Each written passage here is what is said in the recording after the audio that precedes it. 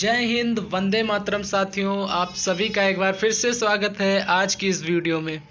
आज की इस वीडियो में हम एक बार फिर से जानने वाले हैं बीएड प्रवेश परीक्षा 2022 से संबंधित कुछ महत्वपूर्ण प्रश्नों के बारे में। तो आइए प्रश्नों को शुरू करते हैं। आज का हमारा पहला प्रश्न है, शुष्क सेल में प्रयुक्त कैथोड है। शुष्क सेल में कौन सा कैथोड प्रयुक्त किया जाता है? तांबा, लोहा, सिल्वर या जस्ता? तो इसका सही उत्तर हो जाएगा आंसर नंबर डी, जस्ता। शुष्क सेल में जस्ता कैथोड प्रयुक्त किया जाता है। दूसरा नंबर प्रश्न है, बर्मा का नया नाम क्या है? बर्मा एक देश है, उसका नया नाम क्या हो गया है? रंगून, यंगून, म्यांमार या कि कंपूचिया? तो इसका सही उत्तर हो जाएगा Myanmar, answer number C. Burma का नया नाम हो गया है म्यांमार। अगला प्रश्न है, निम्नलिखित में से किसको एम्पायर सिटी कहा जाता है?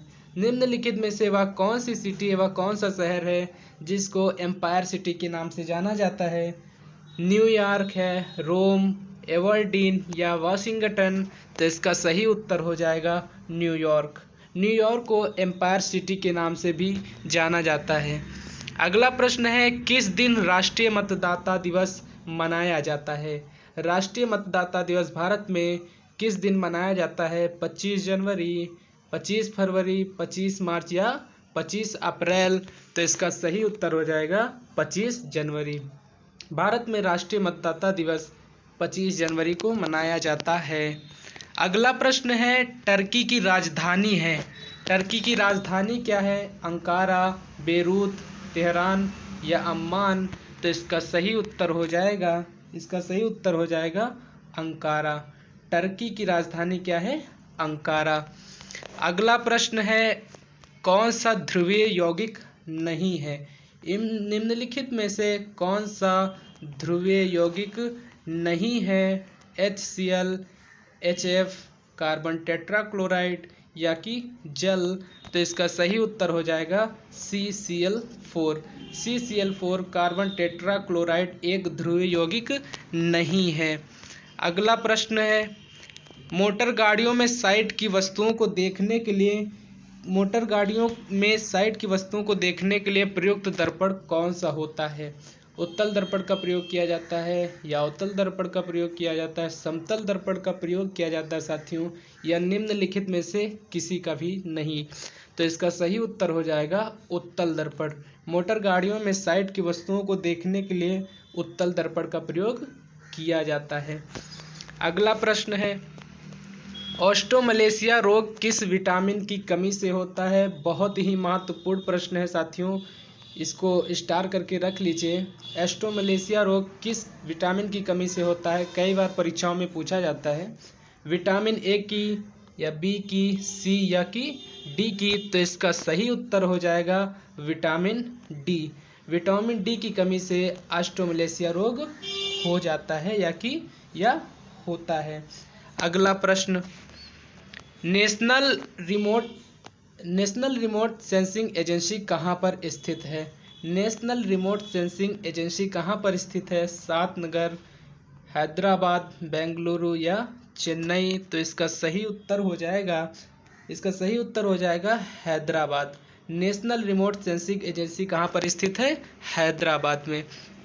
10वां नंबर प्रश्न है, साउथ ईस्टर्न कोलफील्ड लिमिटेड का मुख्यालय कहाँ है? साउथ ईस्टर्न कोलफील्ड लिमिटेड का मुख्यालय कहाँ पे है? रामपुर, विलासपुर, कोरबा या अंबिकापुर? तो इसका सही उत्तर है आपका बिलासपुर। बिलासपुर में साउथ ईस्टर्न कोलफील्ड लिमिटेड का मुख्यालय अवस्थित है। 11 नंबर प्रश्न है, औद्योगिक विश्वविज्ञान अनुसंधान केंद्र कहाँ स्थित है?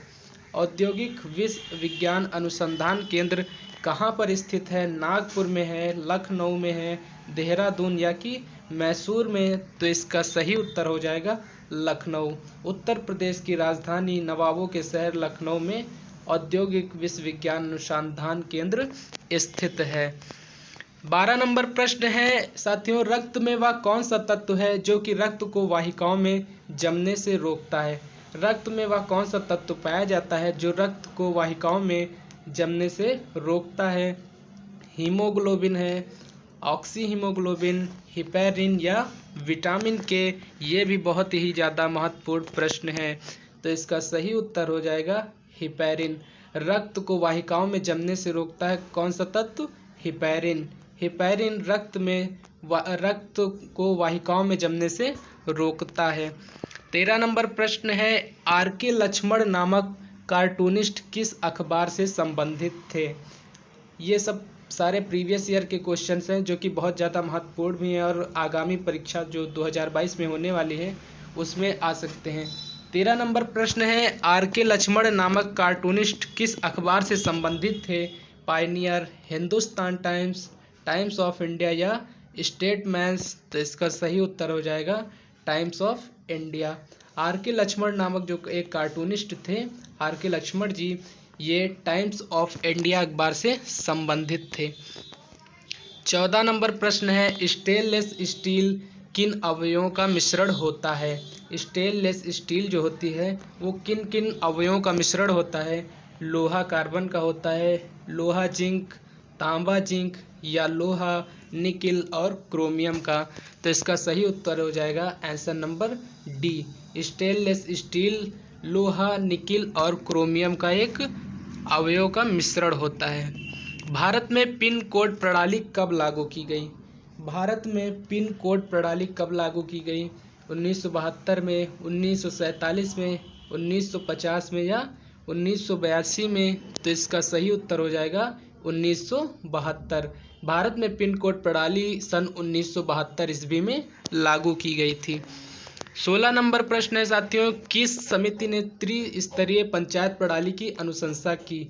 वह कौन सी समिति है जिसने त्रिस्तरीय पंचायत प्रणाली की अनुशंसा की है? अशोक मेहता, एल.एम. सिंघवी, दिनेश गोस्वामी या बलवंत राय मेहता? तो इसका सही उत्तर हो जाएगा answer number D. Answer number D इसका सही आंसर हो जाएगा बलवंत राय मेहता।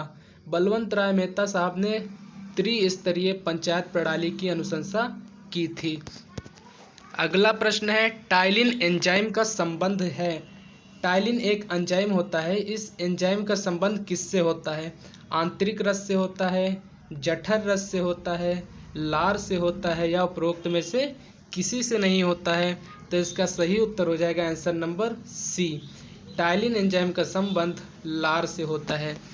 अगला और 18 नंबर प्रश्न है, दूरदर्शन पर पहली समाचार वाचिका कौन थी? दूरदर्शन पर पहली समाचार वाचिका कौन थी? प्रतिमा पुरी, रेणु भाटिया जी, प्रेम कुमारी जी या रीता सिंह जी? तो इसका सही उत्तर हो जाएगा आपका प्रतिमा पुरी। प्रतिमा पुरी जी दूरदर्शन पर पहली समाचार वाचिका थी। ये इंपॉर्टेंट प्रश्न है।